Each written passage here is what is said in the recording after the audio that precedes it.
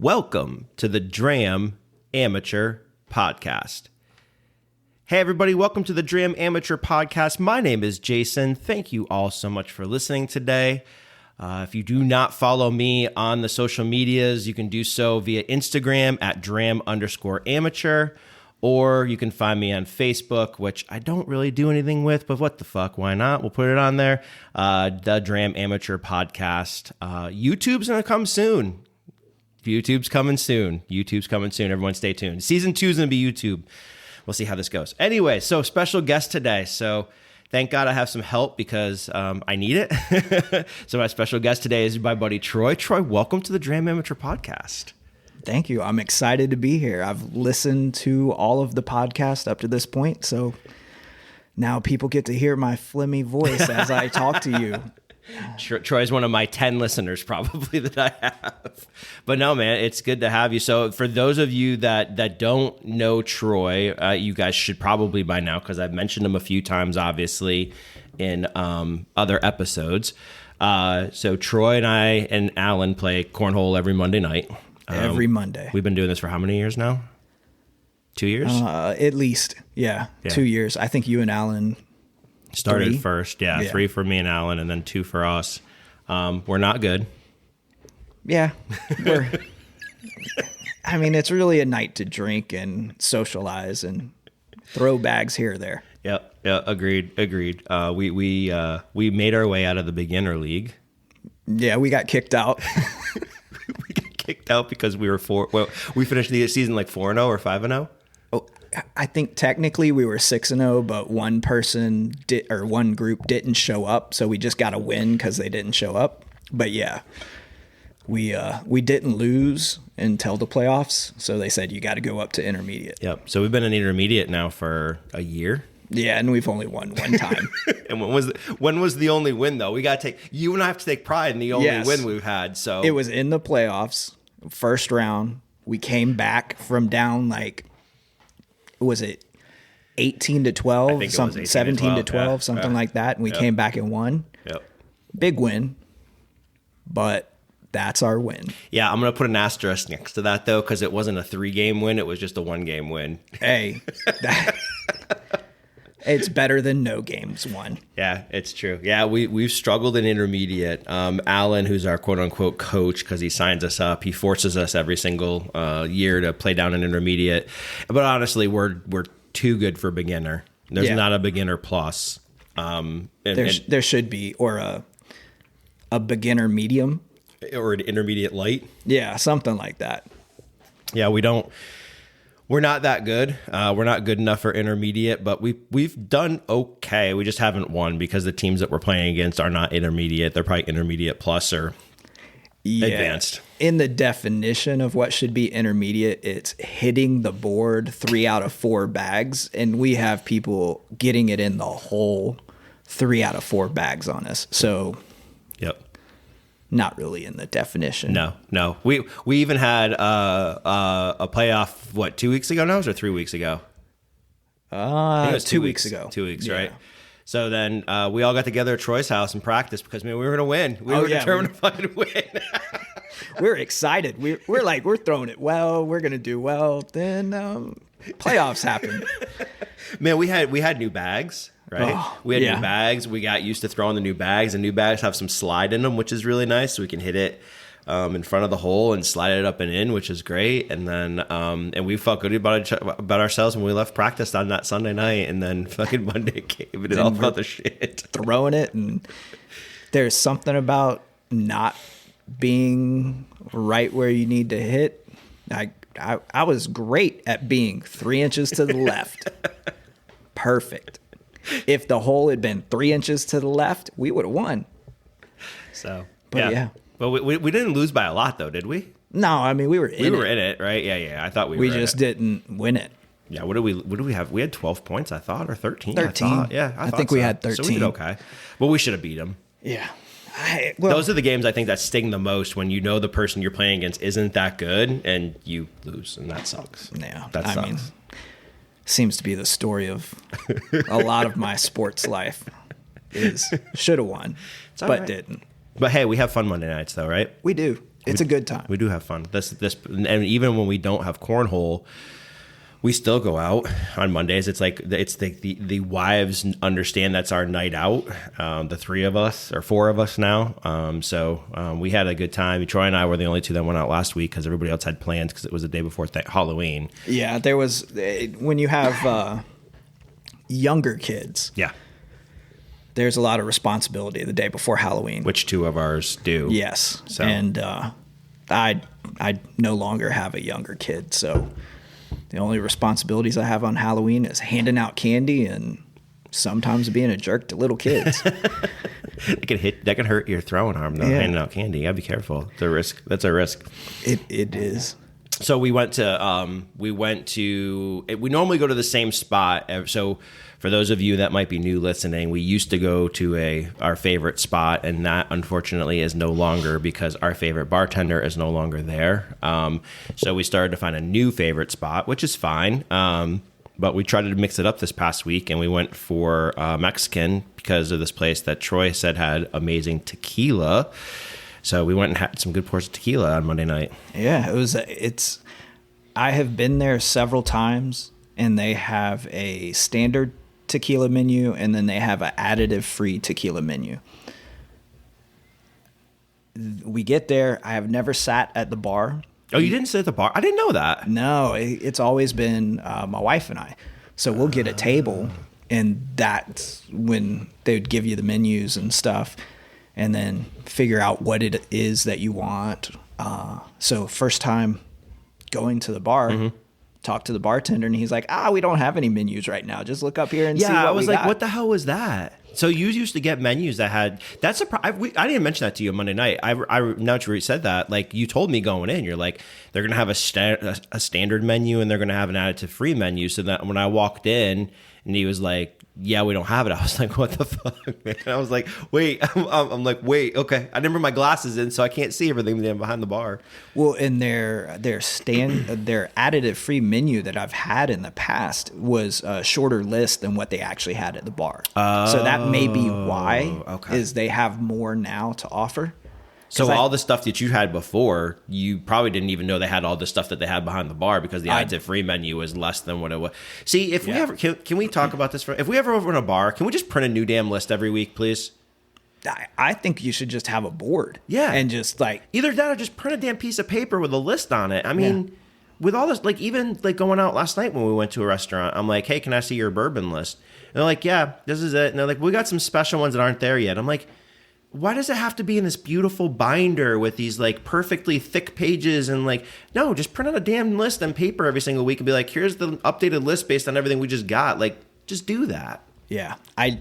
That is a pet peeve of mine at bars is half the time you can't see every bottle they have. Yes. And they're always like, just look and see what we've got. And you're like, okay. Yeah. And then you ask them, hey, do you have this? Yeah, it's hidden back there. Yeah. So just give us a list. Yeah. And don't hide anything away. We did our first pours that night. And then as I'm sitting there, like, you know, shooting the shit with you and stuff like that and looking up at the damn bar, we're finding like freaking bottles of tequila hiding behind other bottles of tequila. And I'm like, there's a Cascanes without rope up there. There's a Magenta up there. I was like, it's hiding like behind bottles. I'm like, I would have drank some of those if I would have known they were up there. So just have a damn list, people. It's not that hard. It's not that hard at all. But it was a good night. It was. It was fun. Yeah.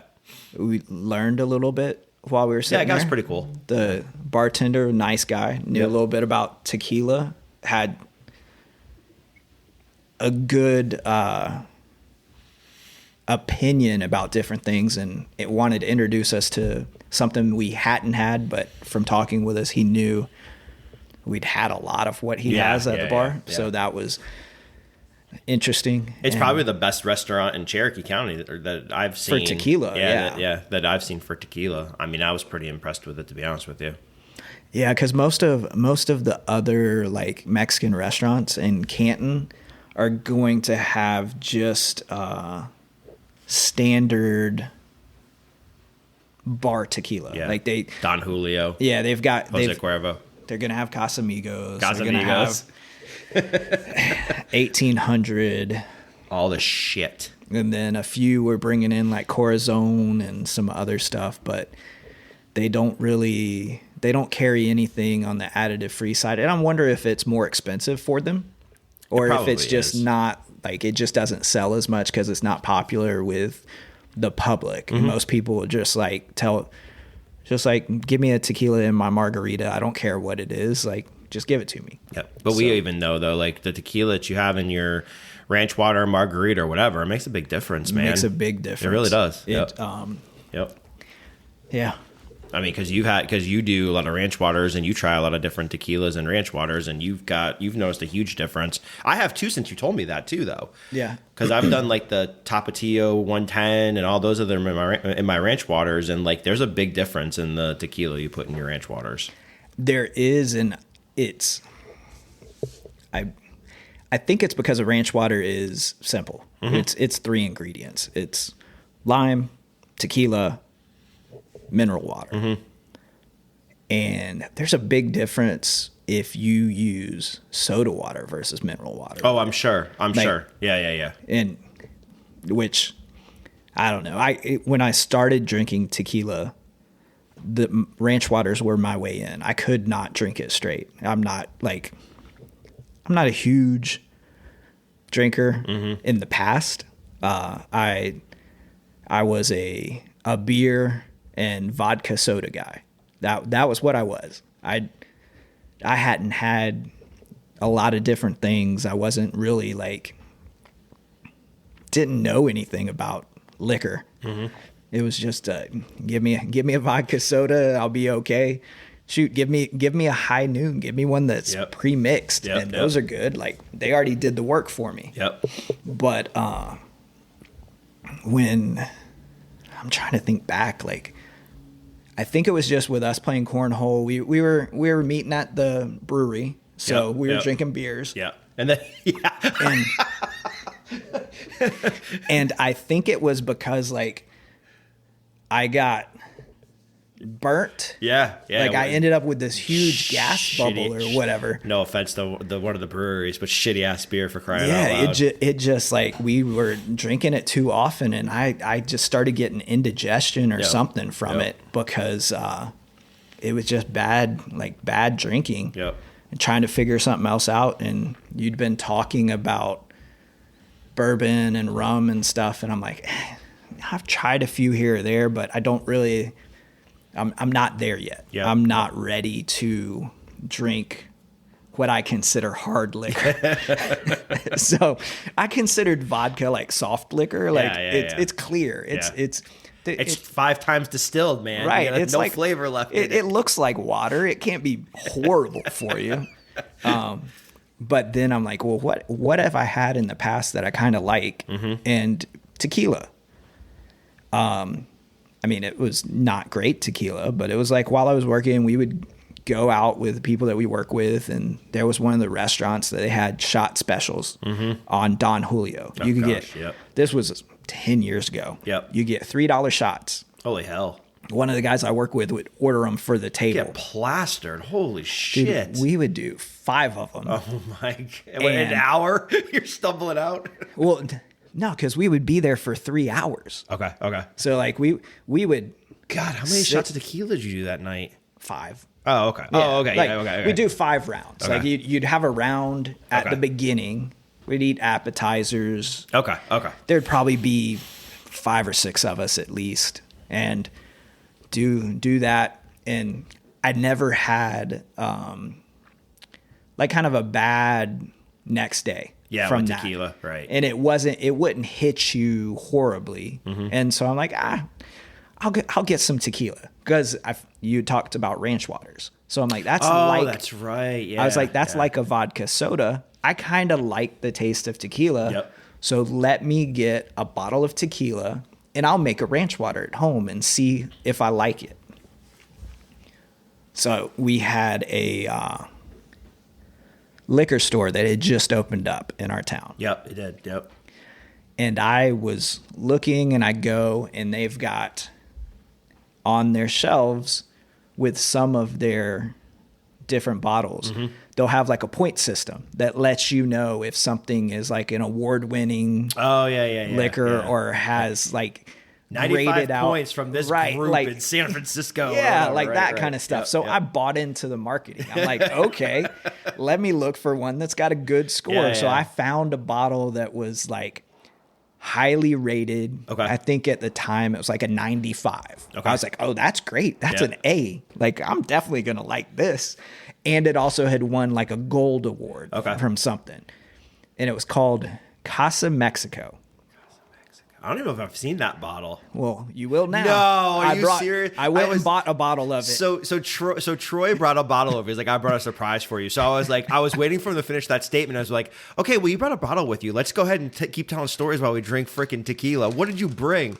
This is the bottle that started me. Oh, back. it is the bottle. Oh shit. Casa Mexico All right. Reposado. It's not the bottle I bought. Okay. Okay. I drank through that whole bottle. Like it's done. Okay. And I have not had this tequila since I drank through that bottle. Oh no shit. Which was so that'll be really year and a interesting half for you to ago. try it now because with everything because else we've now tried. we've made our way through a lot of different tequila. Yeah. I want to see what this tastes like now. Let me see. All right, so he brought over. So this will be fun as we tell stories of tequila journeys. So this is a Casa Mexico Repo, 40% alcohol, so 80 proof, 100% agave, from NOM 1545.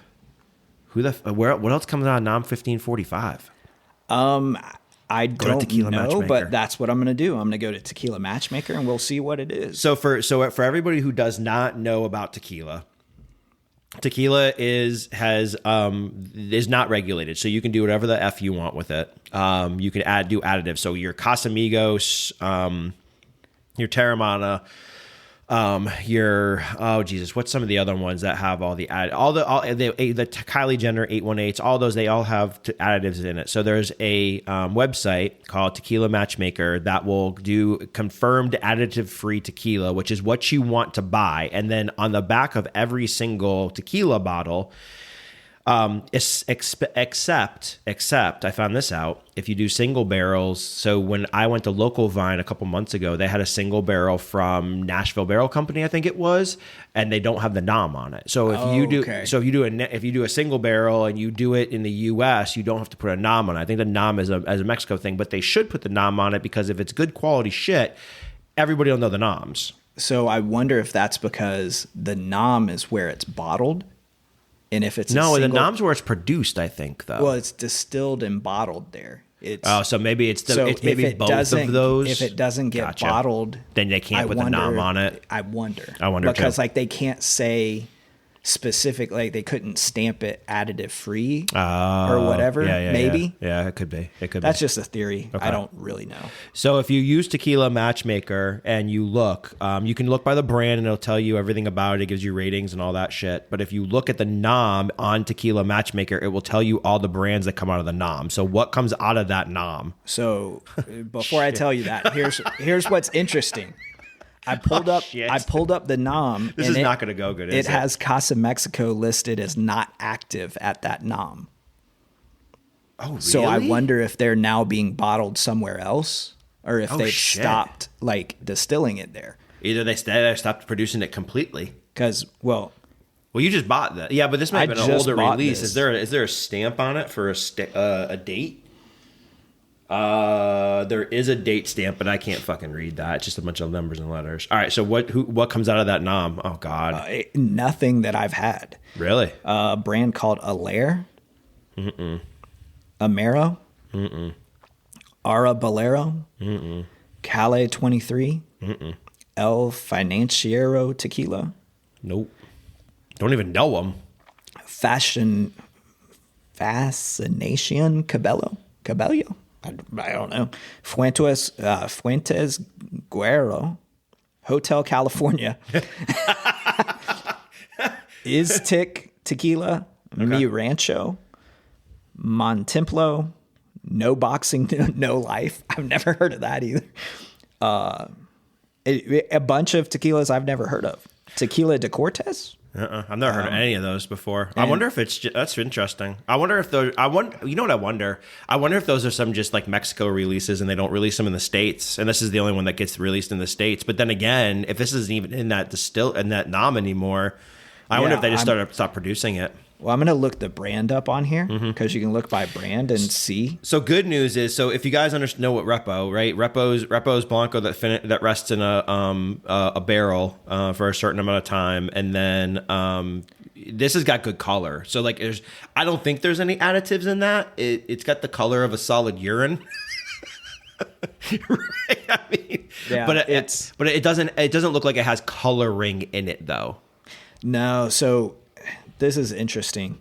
It was previously bottled in NOM 1589 or 1455. Okay. So it also has a note about the problem with celebrity-backed tequilas. I think I now know where I've seen this. Where? On a Facebook video with shit. AC Slater. No way. Yes. From fucking Saved by the Bell? Yeah, that guy. Shut so up. I think this might now be my God. one This of is the AC brands Slater's? that he supports. Casa Mexico Tequila, alcoholic beverage wholesaler out of Downey, California. Or promotes. Like he promotes it. I Going wish to the website now. Yeah, I'm 21. Submit. Oh, I don't see AC Slater on here yet. Repo and Yeho. Oh, there he is. There's AC Slater, dude. Yeah. So I'm going to hazard to guess that while this was good when I had it, it was probably good because I was comparing it to shots of Don Julio that I'd had in the past. But we're going to have his to taste name's it. Mario Lopez, yeah, right? Mario Lopez. So it says rich in tradition, rooted in tradition. Our partners, Mario Lopez and Oscar de la Hoya, Oh, no. grew up in a traditional Mexican household. Some of the fondest memories include gathering around the table with family and friends to enjoy traditional Mexican food, good conversation, and tequila. So I guess that I wouldn't say this is theirs. With all the love from us at Casa Mexico, Mario and Oscar's vision of quality craftsmanship and passion for traditional Mexican hospitality comes to life every time you enjoy a sip of our 100% agave tequila. I swear to God, if this sucks, Mario Lopez and Oscar de la Hoya should be disowned by any Mexican family that pours this shit. Well, I don't think they're the ones who started this brand. Yeah, but you put your name on it. I think they just market it and are part of it. But it also, this is not going to be like the bottle I had a year and a half ago. Why? We're just going to hate it. Yeah, All right, let's pour this thing because I'm done talking about it. I want to taste it. Yeah. I swear, if this thing... See, it's just a different time. This is the thing with products like this is like... When you have products like this and you back them, right, and you're saying that your Mexican roots, your Mexican fan, oh, that doesn't. Oh, yeah, oh, I don't know. I gotta taste it first. But it's one of those things that's like if you're gonna promote this, like it better be a quality product. You know what I'm saying? Because of like what you're talking about, your Mexican heritage, your Mexican family, your roots, your blah blah blah. Like you can't have a shitty ass product. I don't know. I struggle with it. Also, the majority of the one bottle I had was in ranch waters. I drank it mainly in ranch waters. Oh, I'm not judging you for this. Yeah. Well, no, I'm just going to say this was my entry back into tequila, and I'm pretty certain I've had much better since I've drank this bottle. But I wanted to go back because That's fun, though. That's cool that you did that. It's like we're going to talk about it. It needed to be that bottle. Yeah. Because, I mean, think about it, though. Like, I do it with bourbon, right? Yeah. Like, I mean, some of my favorite bourbons, I mean, my first bourbons really were like, oh, that's going to pick up. Yeah. You're all good. Sorry. You're all good. This is Troy's, like, one of his first times doing a podcast, so every little thing he does wrong, I'm just going to pick on him for it. You're dealing with a podcast dramature. Oh, Jesus. I'm not paying you for that reference. It's going to be punishment from now on, Jason. But like I go like Eagle Rare was my first one, right? Yeah. So like at least if I go back to Eagle Rare, like I don't like it because my palate's changed, right? So like over time, your palate's going to evolve, you know, right. And you're going to change. I mean, even you now loving tequila, liking it, right? Now getting to where you're at with tequila, now discovering bourbons and ryes, which will be on another episode. But you're really evolving in time with everything that you're doing because your palate's changing and you're getting used to it. So it's kind of the fun part of doing all this stuff. So yeah. All right. I mean, nose doesn't smell bad. Well, I want to get your reaction. I want to see you taste it, and then I'll give a little play-by-play for the audience, because when you do a tasting, like, we can hear your reaction to what you're saying. Yeah. But nose isn't bad. No, it smells like tequila. It's a little peppery. Yeah, it doesn't you can bad. smell the agave in there. My guess is it's a standard. That's okay. Reposado. Yeah. Like, it's not going to be blow us away. It can't be any worse than the one I had last Monday night. Oh, yeah, we'll have to talk about that. That was an interesting. So I'm not getting a big expression back from Jason. That's not bad. Yeah, it just is kind of. It's not great. It's not bad. Little peppery. No mouth coat to it. It's all back of palate. That's not bad. It's honestly very light. It is very, very light. Yeah, it's like a good, this is a this is a summer thing. Like, if it's 80 degrees outside and I just want something on a rock or something like that, that doesn't have a shit ton of. Well, it's only 80 proof too, right. So. But and I mean, it's not killing you with any of that agave or pepperiness. Like, it's not. It is. It's just repo. It honestly, it's a great introductory to tequila for somebody. Like, if you have somebody that's used to those sweeter tequilas and needs just kind of like a standard, like, give me something that's not quite as sweet but isn't gonna assault me. Yeah, that's a fair with everything. Like, this would be an entry tequila for somebody. If you're going from so if your next door neighbor drank Casamigos their entire life and was like, holy shit, I love Casamigos, and you're like, okay, wait, we're gonna teach you how to drink actually good tequila. This would be a good. This is your gateway back. Yes, to go back to the good stuff. Yeah, I agree with you. It starts with Casa, so I mean, you're already partway there. It's not. It's Casa, not Caso, but like, yeah. You know what? I'm not as ashamed as I was before tasting this. There's like a cinnamon in it. Yeah, there's. Do you get that? I get like baking spice on that. That's weird. That's the barrel coming through. It's very faint. You got to find it. Like, there's like a nutmeg or there's some kind of baking spice in there for me that I'm picking up. It is. I think it's more on the back end. It is the back end. Yeah. It's faint because that's where the flavor honestly is. Like, same on me too. Right? Front of the palate, there's nothing. It's like water. Yep. There's not a good mouth coat. And then you get mid and back palate. You have flavor that comes through. Yep. I think for me, it's more of a pepper that hits back there for me. I get the pepper too, but I got something on it. I'm about to do another pour just to see if I can find it again, because I had something on it that just wasn't pepper by itself. We may be drunk by the time we do all these episodes. I mean, it's got a good nose. Yeah, it's got a very it's got a little bit of that vegetal nose. Yeah, there's nothing vegetal on the palate at all. Yeah. No, and it's really not agave forward either. No, it's not. It's not. It is. It's got that.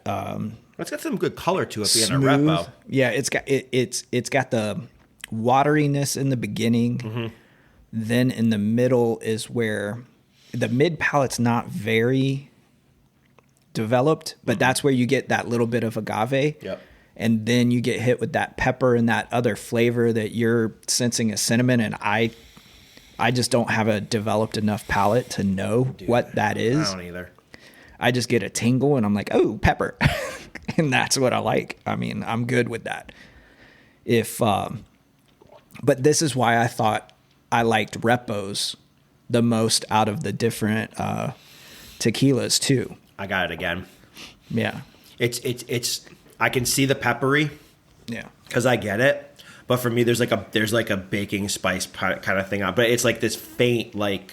Is it more than towards the allspice? Yeah, like it's not. Yeah, it's not as. I don't think it's cinnamon, but it's like it's that like that. Yeah. That kind of not it's not a smoke, but like that that little bit of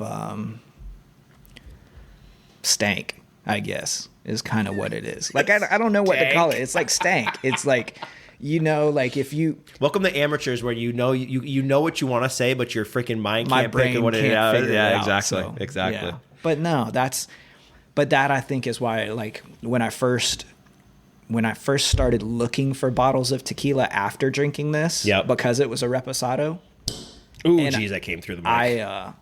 I started looking at reposados, and I didn't drink as many blancos in the beginning because you did start with repo, right? I liked a reposado, so I just kept getting reposados. Where'd you go after this one? Do you remember?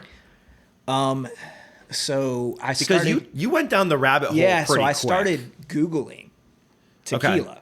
You found Tequila Matchmaker pretty quick too. Yeah, well, I found Tequila Matchmaker after you sent me the Louis. Oh, the Louis, Instagram Louis Fernandez. videos. Yeah. And Louis then Fernandez. that connected me with Tequila Matchmaker and Tequila Collective and like a few of these other like Instagram pages that were about tequila. But like my first rabbit hole was just Googling top tequilas in every category. Okay. Like, so I started reading like liquor.com, the top cheap tequilas, top reposado like just all of these lists, and I'm reading through and trying to figure out, well, are these any good, or are these just being paid promotions? Like, because that's the thing with those lists. Spirit world, welcome to the liquor world, So I went and bought a bunch of inexpensive tequilas. Like, that was what I was like, I don't want to spend a lot of money on this in the beginning. I just want to see what I like. And on one of the lists, I think it was Cazadores. Okay. So I got a bottle of that. I got a bottle of Corazon Blanco. Okay. And a bottle of... what was the other bottle? I still have it. I still have all of my bottles that I bought in the beginning, except for the Casa Mexico, because I finished that one off. I mean, I can see why you finished it. It's pretty good. I mean, it was. Oh man, what was that other bottle? It was one that was suggested as a good margarita tequila, because my wife likes margaritas. Yeah. Okay. So I wanted to find one that would be a good like mixer. For her, and I don't know. I can't remember. What did you when you had those four? When did you finally start go? When was the time? Because we had the tequila dinner as well. Remember this was still before that tequila dinner, right? So when did you start buying like the additive freeze and started to go down that wormhole? Once I started watching the Instagram pages. Oh, okay. So once I like had followed Louis and followed Tequila Collective, and downloaded Tequila Matchmaker, I started doing that, and so that's when I started learning about the additive free tequilas, learning about Tequila Ocho, Fortaleza, Cascanes, and with this being just over a year ago, probably a year and a half ago, found Fortaleza, but it was $75 a bottle. Yeah, at the local liquor store. Because it came to local. You were the one that bought that first bottle for me. Yep. And it was Fortaleza Reposado, because you said, I can get you one bottle. Do you want the Blanco or the Reposado? Oh, that's right. You took the Repo. I took the Repo. Yep. But then 2 weeks later, I was in Midtown Atlanta, went to the liquor store there, and the guy had the Blanco. Okay, and you ended up getting the Blanco. I bought a bottle of the Okay. Blanco. Yep. And that was lot 141 was that bottle. Okay. And then I bought a bottle of Tequila Ocho Blanco in like Dahlonega. Okay. And then found the, I think we had tried it at the bar. The dinner? No, the bar. We didn't have it at the dinner because Don Fulano was the one we had at the dinner. but we had it when we were They at didn't the do bar. a tequila ocho dinner? No. I thought they did. We just tried all of them. We tried the Blanco, the Reposado, and the Añejo. Okay. But we didn't like there. the Añejo, right? It was the No, and I liked the Reposado the best of the three. Yeah. But I got a bottle of the Repo and the Blanco, I think. Okay. And then we had that Don Fulano dinner. That was really good. And that was when I figured out that I liked the Añejo, but I couldn't bring myself to buy a bottle of it because it was $100. That Don Fulano Añejo is pretty good. And you know me, like Añejo for me is polarizing. Yeah. Because I've had some that tastes like that damn Casa Mexico, like watered down and there's not a lot of flavor. And then I've had other ones where I'm like, holy shit, this stuff's good. That Don Fulano Añejo is really good. It is. It's really good. And there was somewhere where I got a bottle of the Cascanes Reposado. I don't remember where I picked that up. Didn't I? No, I bought it for you in Chattanooga. Okay. Yeah, remember that I was found it. it? You found it. Because you told me, and that was kind of like, that's how like you kind of got me down the wormhole too. And I actually think it was before all that Fortaleza shit happened in town. When I bought it, I think because you had told me. It was around that time, but I think you got it after the Fortaleza. Okay. I think it was right. I think it was like a week or so after that. I think it may have been because you were telling me, like you were saying that was the one I couldn't find locally. And you were saying like how like had been reading about it and hearing good things about it and all these different things, and you were like, Liz and I were going up for a trip to Chattanooga to go hunting, and you were like, find Cascanes for me. Yep. And it's funny because we went, did we go back? Okay, that's the weekend we stayed up there. So we went backwards. So the night we arrived in Chattanooga, we went downtown Chattanooga and didn't find shit. There was none. And then we went to another place in Chattanooga, which everybody knows about, but I don't want to give away my secrets. But that's where they had on the shelf, and that's where I hit you up, and you're like, hell yeah. And I think that started me down then the rabbit hole too. Well, because you brought that bottle to me, and then we all tasted and that thing night. was so fucking and cool. that was such it was such a different experience because of how complex it was. Yep. It was very like, it wasn't one note, it wasn't one flavor, and it did not go away. Like it just stays. It coats your mouth. Cascanes is really good. Yeah, it just gives you a different experience. It does. And, it does.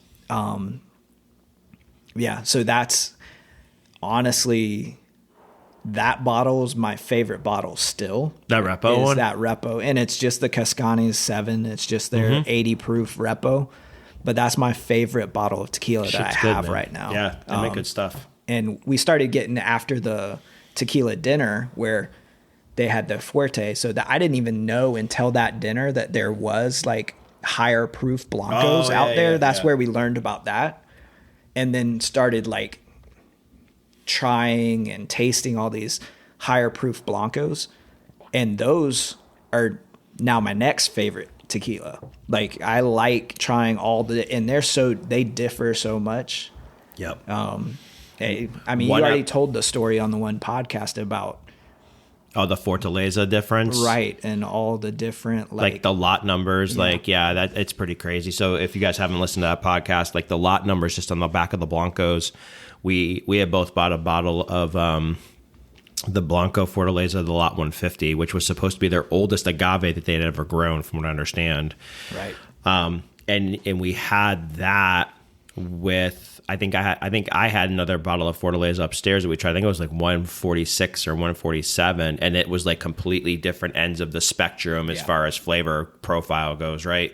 So that's why for us now, that's bad, because then we're just like, oh shit. And I mean, listen, Fortaleza Blanco is like 50. If you buy it for the right price, it's $55, right? Right. So you should be able to buy it. You should be able to be like, cool, I'm going to put in a mixed drink, blah, blah, blah, right? But yeah, it's one of those things now. It's just like if you find it anywhere, you're going to buy it kind of thing. So, and that's where I think we then started to jump into like let's do this. So like now we want to do this high proof Blanc. That's a whole other podcast. High proof blind test. We need a high proof Blanco night. Yeah, because we've had some bangers. And they all differ so much. Yeah. That's a whole different conversation. Yep. But I mean, back to kind of just the story of tequila for me, that was it all started with that bottle of Casa Mexico. Actually, I guess it started with Don Julio shots, $3 Don Julio shots. And, yeah, because you went back to something you were familiar with because Yeah. you wanted to go explore and check things out, and you went back to something you were familiar with. So that's kind of cool, though. Yeah. That's kind of cool, though. And now we're down this ridiculous rabbit hole. Oh, yeah. And I don't even know how many bottles of tequila I have. I don't either. But it's too many because it's 3 cabinets. It's in 3 cabinets. Yeah. You're one of the party you had that one night with Troy. I was trying to get rid of some. So Troy had a party it was a couple months ago now. Yeah. And he's like, all I want to do is get rid of my shit tequila. It's going to be get rid of the shit bottles party. Just come over and bring mixers or make mixed drinks. You did pretty good that night though. You got rid of how many bottles? 2 or 3, I think, right? 2. That's what I thought. We got rid of the tequila. That I've replaced both the of those. Corazon. Yeah, the Corazon is gone. But I didn't finish that Herradura. And then I was maybe it was the mistaken about it Herradura. because that Herradura really wasn't that bad. It wasn't bad. was different. And it was a store pick. It's a store pick, yep. And it did not taste like a reposado tequila. So I was thrown off when I first tasted it. And that's what I'm finding is like I get in this rut with what I think something should taste like. And if it doesn't taste like that, I'm like, oh, I don't like it. Well, but then I revisit it, and I have to revisit it at least 2 more times and then get a true It was like the opinion. Arte Nam. Was it the Arte Nam 1414 we had Monday night? That's what. Same thing. You exactly what you described happened to us on Monday night. Yeah. So we had Arte I ended Nam. up liking that actually. Yeah, I don't know how you did, but it's that's just difference in odd. palates, which is fine. I've had the Arte Nam and Añejo, which I think is the 1479. Okay. I think I don't remember whatever the Añejo is. So they had at the place we went, they had a lot of the Arte They had Nams, like 4 or 5 different bottles. Yeah. And the guy was talking up how good the 1414 Repo was. So I was like, all right, cool, I'll try it. So yeah, like I think same thing that you did. I went in with a mindset that this tastes more like this Casa Mexico tastes more like Repo than I think the 1414 does. So I walked in with that on my mind, and I did not get that at all. No, but it was weird. It was the strangest Repo I've ever had. It was weird. I had licorice taste on my palate from it, and not like red licorice, like black licorice, slightly sweet. And then you got a back end of agave coming up behind that black licorice so flavor. slight though. But it was, and you didn't like that at all. No. And I tasted it, and I'm like, I'm not a huge black licorice fan, but for something I wasn't expecting, I have tasted worse things that I could have been surprised by. And it surprised me enough to where I was like, oh, this is interesting. Not enough to where I will go out and buy a bottle of it. But it's interesting to have as a pour and know that. But to have a pour of it, and then the bartender said he likes it in a ranch water. Okay. And Ooh, I think wonder what that's that gonna be would like have in a been ranch very interesting because you How add a the little lime lime blend with that. Yeah. in the mineral water.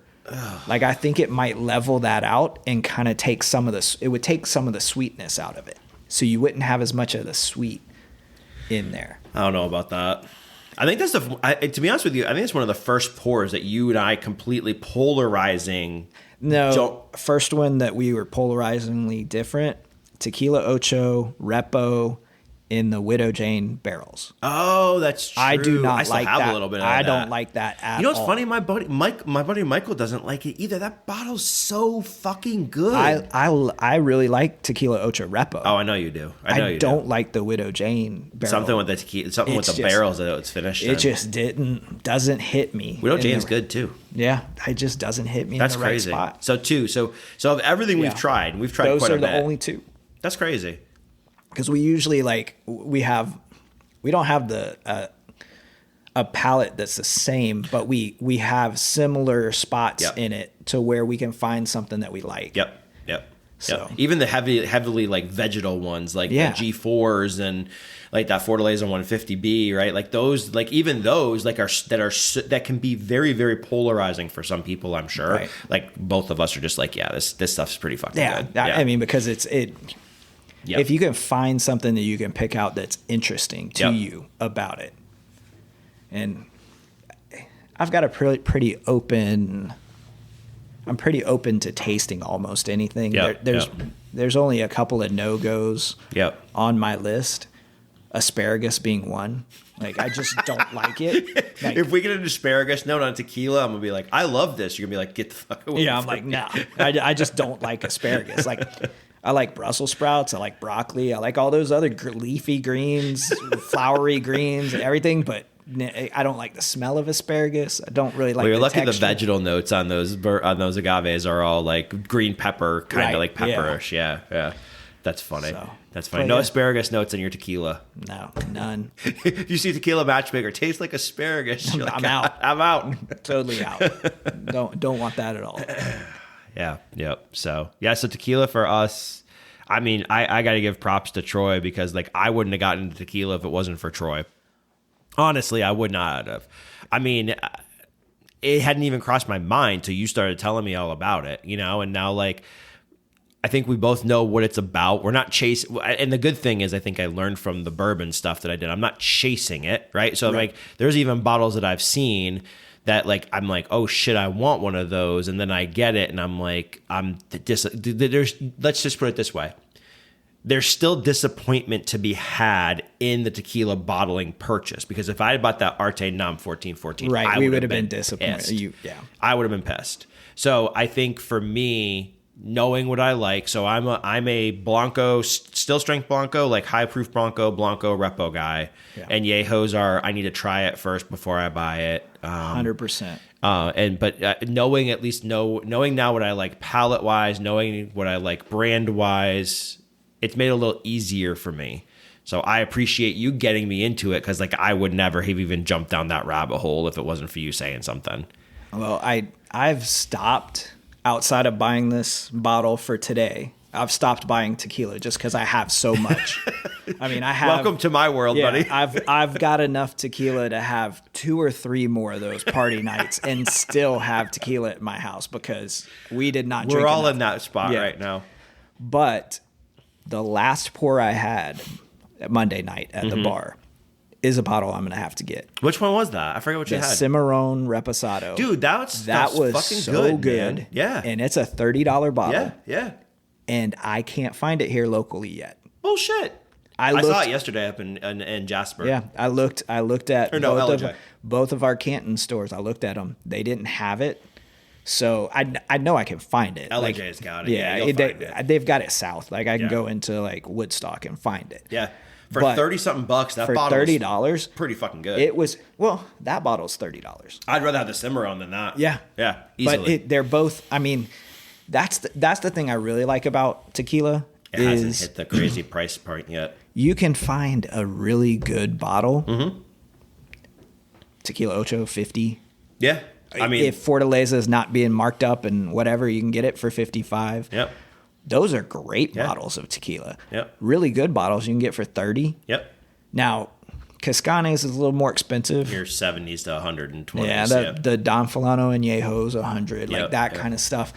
But you really don't have to go outside of $100 or less to get a really good bottle of tequila. Yep. So yeah, you're really pushing the envelope if you're spending that much. So like that Siete Leguas, the Decadas one or the Decadance one, the one that comes in the tube, it's $125. I had it at a bar. It's to be honest with you, it's not worth it. I think there's better Blancos and than that we've had before. I mean, just Siempre Valles or Azules. Oh my God. Siempre Azul, Blanco is really good. Ridiculous. Yeah. And the Valles higher proof, that's a great bottle. Yep. And they want to, some places have it for 100 or more. Yeah. But it's a $60 bottle. Exactly. So you're spending half the price and you are that Siete Leguas. It's just they try to do limited releases of it, and it's just like limited release to the Siete Leguas was like 100.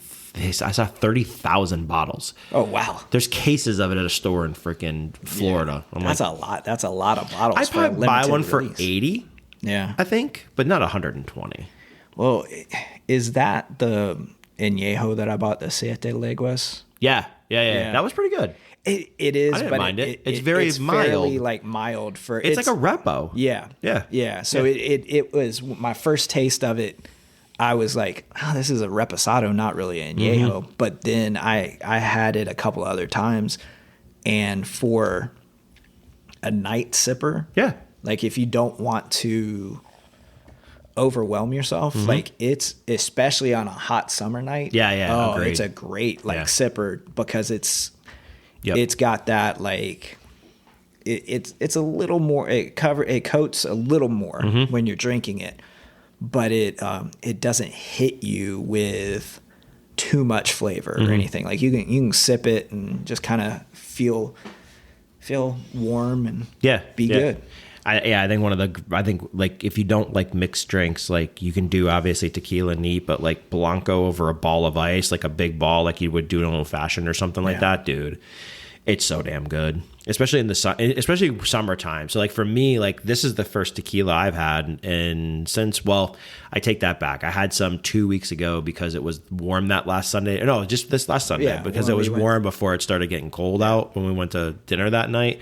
Those are the last 2 times I had tequila. But I don't think I'll probably have tequila because my palate's I'm already like bourbon and rye. I'm like bourbon, like dark liquor against it's starting to get cold. So. But I'll be curious to see how much I reach for tequila over the wintertime.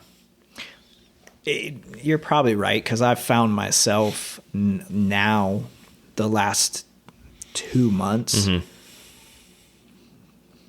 I might have had tequila 3 times in the last 2 months. Yeah, same. And but come April, May, like that time, first time we have a 75. Right back 80, on the tequila. It'll be, and I'll probably start looking into how to make a Paloma really well. Yeah, because that's what I was getting into at the end of the summer. Was the grapefruit with it. So that's probably where I'll end. They were good. They were good. So. Well, all right, man. I think we did enough tequila talking. I think we got another. We're gonna go back-to-back episodes. We got another one to record next too. But many thanks to Troy for joining. I actually like having somebody to talk to instead of just talking to a wall. So I appreciate you coming on. And like I said, Troy was a big influence to me for tequila. So I really appreciate him kind of getting me into the rabbit hole. My wife, on the other hand, who just walked in, is probably not appreciative of it, but that's okay. She likes it just as much as I do. So that'll about do it for this episode of the Dram Amateur Podcast. Thank you guys all so much for listening. I really appreciate your support.